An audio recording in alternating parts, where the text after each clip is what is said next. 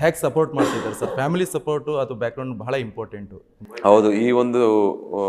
ಆ, ಈ ಒಂದು 7 ತಿಂಗಳ ಸಮಯದಲ್ಲಿ ನಮ್ಮ ಧರ್ಮಪತ್ನಿಯವರು ಸಹ ಭಾಳ ಸಹಾಯ ಮಾಡಿದ್ದಾರೆ. ಇಬ್ಬರು ಮಕ್ಕಳನ್ನ ನೋಡ್ಕೊಳ್ಳೋಂಥದ್ದು, ಜೊತೆಗೆ ಅವರ ತಾಯಿನೂ ಸಹ. ಯಾಕಂದರೆ ನನಗೆ ಅಲ್ಲಿ ಸಮಾಧಾನದಿಂದ ಕೆಲಸ ಮಾಡಬೇಕು ಅಂದರೆ ಈ ಒಂದು ಮನೆ ಖುಷಿಯಾಗಿರಬೇಕು. ಇರ್ಬೇಕು ಖಂಡಿತ. ಸೊ ಆ ನಿಟ್ಟಿನಲ್ಲಿ ಅವ್ರು ಭಾಳ ಶ್ರಮ ವಹಿಸಿದ್ದಾರೆ. ಒಂದೊಂದ್ಸಲ ಮಕ್ಕಳು ತುಂಬ ಹುಷಾರು ತಪ್ಪಿದ್ರು ನಾನು ಬರ್ಲಿಕ್ಕೆ ಆಗ್ತಿರಲಿಲ್ಲ, ತುಂಬ ನನಗೆ ಬೇಜಾರಾಗ್ತಿತ್ತು. ಬಟ್ ಇಲ್ಲ, ಸಮಾಧಾನ ಮಾಡ್ತಿದ್ರು. ಆಮೇಲೆ ಹೇಳ್ತಿದ್ರು ಎಲ್ಲ ಆದಮೇಲೆ, ಎಲ್ಲ ಹುಷಾರಾದ್ಮೇಲೆ, ಇಲ್ಲ ಈ ಥರ ಹಾಸ್ಪಿಟ್ಲಿಗೆ ಅಡ್ಮಿಟ್ ಮಾಡಿ ವಾಪಸ್ ಬರ್ತಿದ್ವಿ ಅಂತೆಲ್ಲ. ಸೊ ಈ ಒಂದು ಸಪೋರ್ಟ್ ಯಾವಾಗಲೂ ಇದೆ. ಜೊತೆ ಕಸ್ಟಮರ್ಸ್ ಜೊತೆ ನಾನು ಮಾತಾಡ್ಲಿಕ್ಕೆ ಕಷ್ಟ ಆದಾಗ ಇವರು ಅವ್ರ ಜೊತೆ ಮಾತಾಡಿಲ್ಲ, ಈ ಥರ ಇದ್ದಾರೆ, ಸ್ವಲ್ಪ ನೀವು ಬೇಜಾರು ಮಾಡ್ಕೋಬೇಡಿ.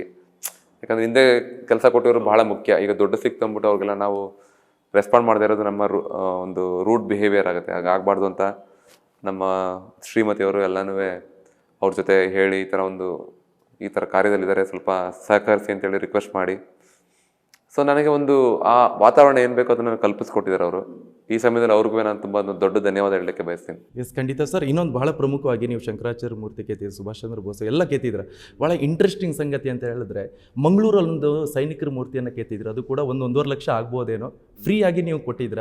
ಬಟ್ ಸೈನಿಕರ ಬಗ್ಗೆನೂ ಇರುವಂಥ ನಿಮ್ಮದು ಆ ಹೆಮ್ಮೆ ಪ್ರೌಡ್ ಫೀಲ್ ಆಗ್ತಿದೆ ಸರ್. ಅದು ನಮ್ಮ ತಂದೆಯವರಿದ್ದಾಗ ಆರ್ಡ್ರ್ ತೊಗೊಂಡಿದ್ದು. ನನಗೆ ಆಗಲೇ ತುಂಬ ಬಿಸಿ ಇದೆ, ನಾನು ತಗೊಳ್ಳಲ್ಲ ಅಂತ ಹೇಳ್ತಿದ್ದೆ. ಓಕೆ. ನಮ್ಮ ತಂದೆ ಇಲ್ಲ ಕಣೋ, ನಿನಗೆ ಮಾಡಬಾರ್ದು. ನನಗೆ ಆಮೇಲೆ ಗೊತ್ತಾಯ್ತು ಅವರು ಸೈನಿಕರಾಗಿ ಈ ಥರ ಆಗಿದ್ರು ಅಂತ. ಆಟೋ ತೊಗೊಳೋದು ನಿಲ್ಲಿಸ್ತಾ ಇದ್ದೆ, ಸ್ವಲ್ಪ ಸ್ವಲ್ಪ ನನಗೆ ಪ್ರೆಷರ್ ಜಾಸ್ತಿ ಆಗ್ತಿತ್ತು.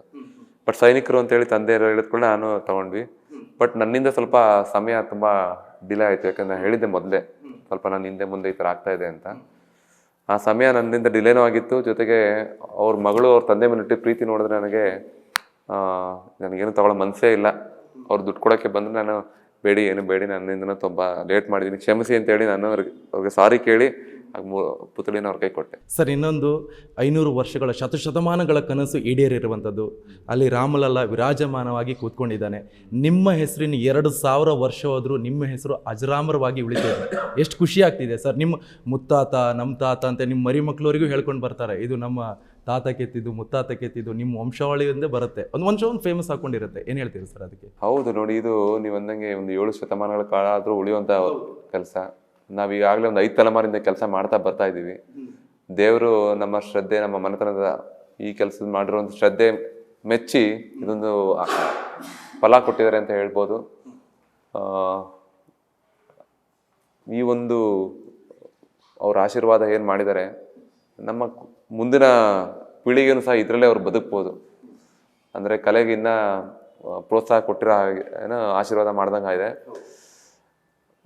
ಇದನ್ನ ಮುಂದೆ ಇನ್ನೂ ಜವಾಬ್ದಾರಿಯಿಂದ ಹೇಗೆ ತೊಗೊಳೋದು ಅಷ್ಟೇ ಇದೆ ಈಗ ನನ್ನ ತಲೆಯಲ್ಲಿ.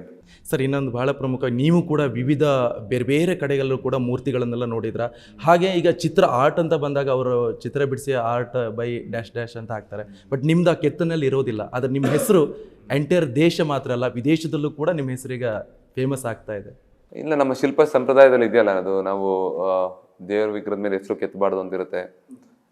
ಜೊತೆಗೆ ಹೇಳೋದಲ್ಲ, ಇದು ನಾವು ದೇವ್ರನ್ನ ಮಾಡೋಕ್ಕಾಗಲ್ಲ, ಅವ್ರು ಮಾಡಿಸ್ಕೊಂಡಿರ್ತಾರೆ ಅಷ್ಟೇ ನಮ್ಮ ಕೈಲಿ. ಅದು ನಾವು ಇನ್ಸ್ಟ್ರೂಮೆಂಟ್ ಅಂತ, ನಾವು ಅದಕ್ಕೆ ಹೆಸರು ಕೆತ್ತಲ್ಲ ಅಲ್ಲಿ.